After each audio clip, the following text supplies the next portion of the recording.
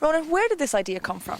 Well, basically, Maria, I have a background in racing, and I saw the impact the prize money had on an industry. Yeah. And I always felt that show jumping was obviously missing that, and I could see how it was attractive for people to buy a racehorse in a short period of time, have a chance to win that money back. Yeah. But with show jumping, traditionally, you might buy a 3 or a 4-year-old, produce it for 6 years before you ever have a chance of winning some prize money, by which stage all your money has probably been spent. So I wanted to replicate the product that racing offers. So now somebody can buy a 3 or 4-year-old, and in 12 months' time they've got a shot at winning €50,000, or a part of that €50,000, and 12 months later they can do it all again. They can do it all again. Good.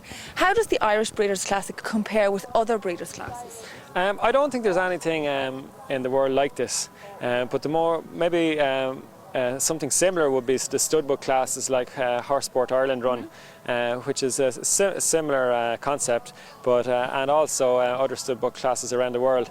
But I think this is the only competition where there's so many voluntary sponsors, and obviously it's by far and away the richest young horse class in the world. Yeah. You just mentioned sponsors. How difficult are they to find?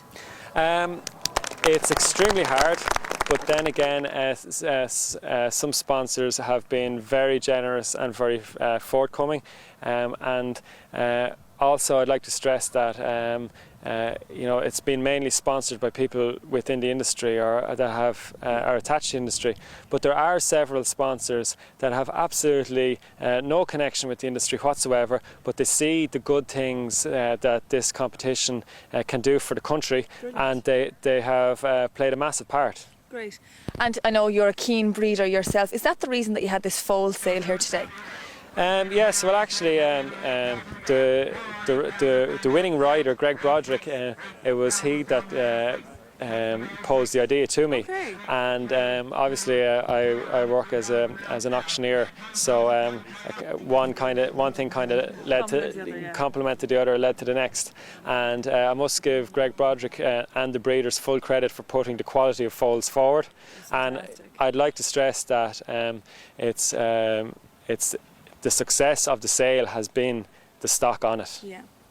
And one of the foals on the sale was from an embryo transplant, and its biological mother competed here. Do you think that we're going to see more of this? Definitely. Yeah. And interesting, I just spoke with the vendor of that foal, and they have the dam of a very talented horse called Going Global, and he tells me that Going Global's dam is expecting 7 foals next year.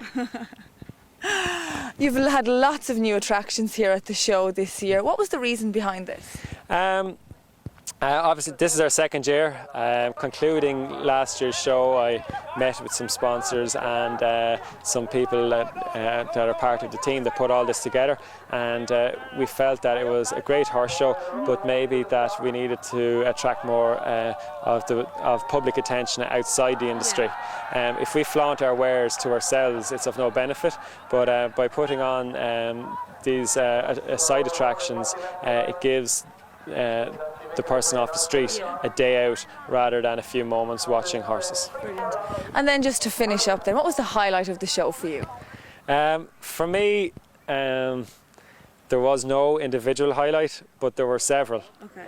I think clearly the foal auction is one, and I was delighted to see Greg Broderick winning and Clem McMahon coming second in the class today, because when I first came up with this notion, there were 2 people that jumped on board, helped me, pushed it and sponsored, and they've done the same this year, and it's great to see them getting a reward. Well, congratulations on running a super show, and we look forward to the 2014 Irish Breeders' Classic. Thank you very much.